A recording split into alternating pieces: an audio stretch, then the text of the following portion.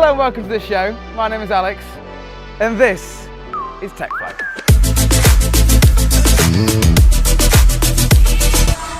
Okay, so guys, around 2 years ago I did a video exactly like this, but it didn't have an M2 here, it had a Mini JCW, which was my previous car, and I did a video here on TechFlow talking about the car, but homing in specifically on the technology inside the vehicle. And now I want to do the exact same thing, but with this brand new car, since this is my new car. So let's do this and start like we did last time with the JCW with the key. So this is the key that comes with the 2 Series M2. It has a lock button, which is actually a BMW logo, an unlock button, and then a trunk button. So guys, because BMW actually make Mini, you'll find that if you're an OG and you watch the video that I did about the Mini, a lot of the tech will be the same. But still, let's just check it out anyway. So I'll unlock the car. The first thing that happens when you unlock it is the DLRs activate, and then there's a short delay, and then the main beam flops up, and it looks awesome at night time. But unfortunately, there's not actually that much tech on the outside of the car. So to actually make this video worth posting, I need to get inside, I need to put my foot on the brake, and I need to push the start-stop button. And as you guys can see, straight away, lighting up right in front of me is my dash. Now this looks like a digital dash, but hold up, wait a minute. It's not a digital dash whatsoever. It's actually some trickery going on here which makes it look like a digital dash, and I'll explain that right now. Wait a minute. It's a chap. Hold up, wait a minute. It's a chop. It's a chop. So obviously you've got your rev counter there on the right hand side, and then you've got your speedometer, right? So below this you can actually have a lot of information displayed by clicking the BC button right here on the stalk. So right now I've got the temperature and I've got the current speed limit of where I am, which is absolutely awesome. This car has cameras built in that can pick up road signs and display the current road signs right there. So it says 60 miles an hour. Clicking through, I can have my remaining distance, I can also have my MPG, I can have different things like my actual speed, how fast I'm going. If I don't want to look at the speedo, I just want a number displayed there. You can also do that, oil temperature, and so on and so forth. And then you have the time in the bottom right hand corner. And this is essentially just a huge screen behind the speedos that BMW have positioned these things on, so it sort of looks like everything is in the right place. And as far as the actual speedos themselves, these are actually just old school speedo dials, you know, with a pointer that literally goes round. But what they've done is they've made it so you can only see it by them illuminating it. What I'm saying is, it looks like a really, really modern screen, but it's not a screen whatsoever. These are just old-fashioned speedos with lights on them so you can actually see them. Really, really clever move.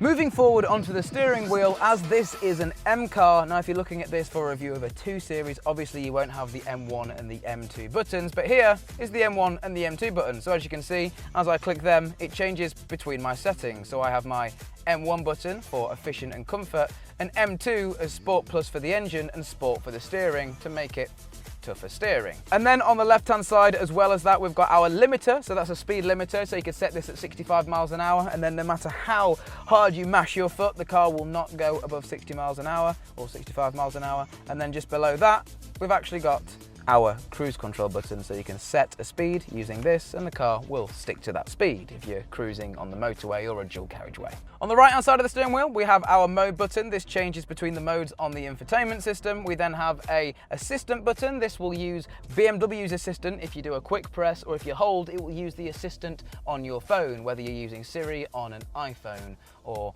Google Assistant on an Android device or Bixby. No one uses Bixby. No one uses Bixby. So this, guys, is the infamous BMW iDrive system. You can control it with the iDrive controller that's down near the center console, or if you have long arms, unlike me, you can reach over and use it as a touchscreen. And I have to say the touchscreen on this is really, really responsive. I'd say like that of an iPhone. You click on things and things do just happen. For a car, this is really, really cool. So let's go through what you can do. You've obviously got media and radio. There's USB ports plastered throughout the car. You've got one in the cup holder, and then you've also got one again in the center console. From there, you can go ahead and connect your phone and listen to music through Bluetooth or USB, or Apple CarPlay. Now Apple CarPlay in this, which we will demo later, is wireless Apple CarPlay, so you don't need to plug in. You've obviously got things like FM, DAB radio, and the car also has a music collection with a built-in hard drive, so you can plug in a USB stick into one of the USB ports and actually transfer songs onto the car. Now you can use MP3s, or if you're a music audiophile and you like your music, you can even put FLACs on the car and listen to it through the built-in Harman Kardon surround sound system, which in my opinion sounds fun but not very precise. You can go ahead and you can actually use the button on the steering wheel to say navigation. So if we click and go through interconnected drive, there's a whole host of things that you can do. You can call BMW assistants and have them program the car for you. So I could call them and say, hey, can you put in the nearest petrol station or the nearest McDonald's, and go from there. Vehicle apps, the weather, my favorite one, the news, I'm not really so interested in that. Or you can actually just go online. This again doesn't work for me because I don't pay the monthly subscription to have internet on the car. That's amazing. Pub close to me? What is that? Anyway, why you'd need that, I've got no idea. Let's just leave that for now. And then from there, you can go into my vehicle, view things like my absolutely awful miles per gallon and my average speed that I drive the car, and so on and so forth. And then in here, you can actually go ahead and change the vehicle settings. So you see here, M1 and M2. These are the two buttons on the steering wheel which you can configure. So as you can see, I have it in comfort for M1 and transmission, and you can go through all of these different things and change them all and customize your M1 and M2 buttons. So as you can see, my M2 button puts the engine in Sport Plus, and my M1 button puts the engine in Efficient, which is how I usually drive the car, because the miles per gallon, as you guys can see, is absolutely awful. And then last but not least, you've got the notifications over here, as to which I'm a loner, so I've got no notifications. I'm joking. I don't have any notifications on here because I actually use CarPlay. Now this is where this becomes a little bit confusing, because you either use the BMW infotainment system and sort of use the notifications tab here, and then you listen to all your music through the media and radio thing, or you can turn all of that off, which I have done, and use Apple CarPlay. And you get to Apple CarPlay by going all the way to the left side of the menu and then hitting select, and then Apple CarPlay opens up. Now in this car, it's not the full screen Apple CarPlay, which is really, really annoying. As you can see, I've got a split screen view here. Now BMW have made this quite cool, because what you can actually do is on the split screen view, just choose what you want. So you can have, well, what I've got currently selected, a map, arrow views, positions, onboard computer, trip computer, what's currently playing. You can have a digital clock, you can have efficient dynamics, you can have your random picture of the day, you can have some personal images if you want, you can have the weather, which is what I usually have up there. And as you guys can see, if you turn off the split screen view, you just get this huge wasted space over here that says the name of my phone. So I have BMW split screen view on, and I just usually have the weather. So this is Apple CarPlay. You can touch it and interact with it that way, or you can use again the iDrive and go through things a manual way like this, which takes a little bit longer, but it's what I have to do because my arms really aren't that long, especially when I'm driving, to be over here messing around with this. But Apple CarPlay is just Apple CarPlay. You guys know what it does by now. It's been out long enough. It has the Siri functionality. I use it for my Spotify. I have all my messages, or my WhatsApp comes through. This is how I interact with my phone through my car. And as you guys can see, here is my phone, and we're currently not plugged in. It is wireless CarPlay. So as soon as you get in the car, your CarPlay connects. You don't have to connect anything up, which is really, really awesome. So moving down from the infotainment screen up here, we have a whole host of things that we can play around with. Now here, this is quite interesting. You can see buttons 1 through 8 on the front. Now these are actually touch capacitive buttons. So if you rest your finger on the button, it will tell you on the screen what that button will do. So as you can see, this one is sport displays, that one is the Bluetooth audio player, that one is BBC Radio 1, that's my music collection. You guys get the point. You can assign these to anything. So number 7 and 8 are calling people. So that one is to call the gates. If I click that, it opens up the gates at my house, which is super, super cool. And I'll give you guys a demo. Number 1 is my sport display. So if I click that, you'll see it'll open up some nice little sport displays with the horsepower and the torque numbers.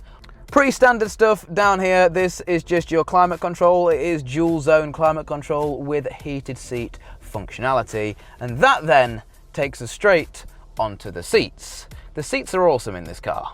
So these are the seats in this BMW M2 Competition pack. As you guys can see, we've got a whole host of different things we can do here with the seating position. We've got some manual control and some electric. We'll go through the electric first. Now, as you guys can see, there's a forward and back rocker here. Now, my seat isn't moving when I'm clicking these whatsoever. Well, I tell a lie. It is moving very, very slightly around my hips. What's happening when I push this forward is my hips are being squeezed right now. I feel like I'm being squeezed, like literally being squeezed. And then when I go back, it eases off a little bit. Okay then, so guys, other than that, that is essentially it. I've taken you guys through the fact that you can view pointless flicker photos on the screen in the car. I've taken you through the digital but not really digital dash. I've shown you different things like the Apple CarPlay, what have you, and so forth. I really hope you've enjoyed this little video. If you are contemplating buying a 2 Series BMW or even a competition package M2 like this one, now at least you guys are aware